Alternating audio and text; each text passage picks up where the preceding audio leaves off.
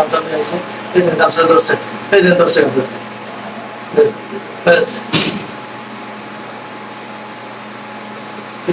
ও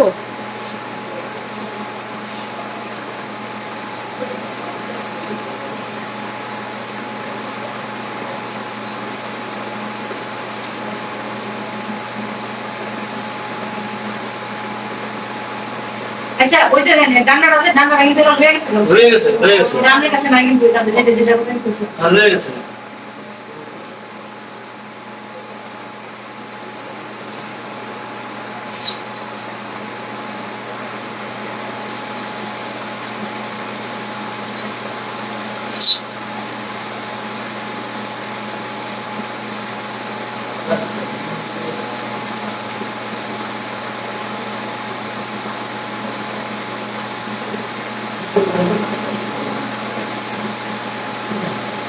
Yes, sir.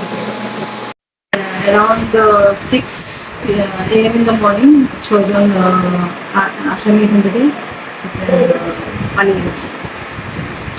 এদের নাম একজন হচ্ছে নাজিম উদ্দিন আন্ডার ট্রায়াল, ও কনভিক্ট ছিল না, under trial. Abdul Fattah under trial, Roshan Ali under trial, আর নারায়ণ চন্দ্র দত্ত আন্ডার ট্রায়াল, আর সুনীল দেব বর্মা হচ্ছে ওনার লাইফ ইমপ্রিজনমেন্ট ছিল। সকাল ওরা কিভাবে পালিয়ে গেছে?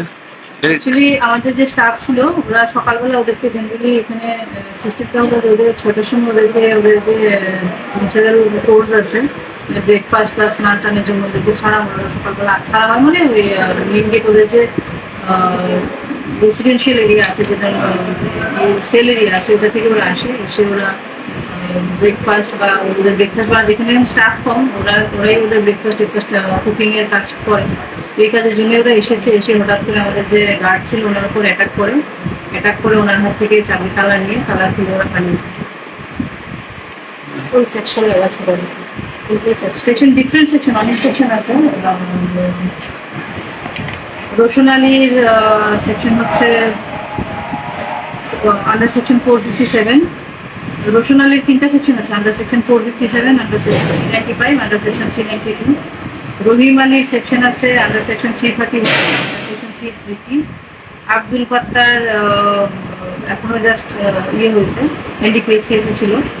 আর সুনীল দেব বর্মা তো ছিল লাইফ ইমপ্রিজনমেন্টের কনভিক্টেড ছিল আন্ডার সেকশন 364, 302। আমরা এখন ইনভেস্টিগেশন করছি, আর কনসার্ন সমস্ত থানা সমস্ত পুলিশ স্টেশনকে ইনফর্ম করে দেওয়া হয়েছে, বর্ডারিং যত সাব ডিভিশন আছে ইনফর্ম করে দেওয়া হয়েছে, বিএসএফ ইনফর্ম করে দেওয়া হয়েছে। আমাদের ডিটেল সার্চ অপারেশন চলছে। তো আর এখানে ইন্টারনাল আমরা ইনকোয়ারিও করছি, ইনভেস্টিগেশন করছি। তো ইনভেস্টিগেশন শেষে আমরা একটু ব্রেক অফ হয়ে গেছে ওনার কাছে ধন্যবাদ।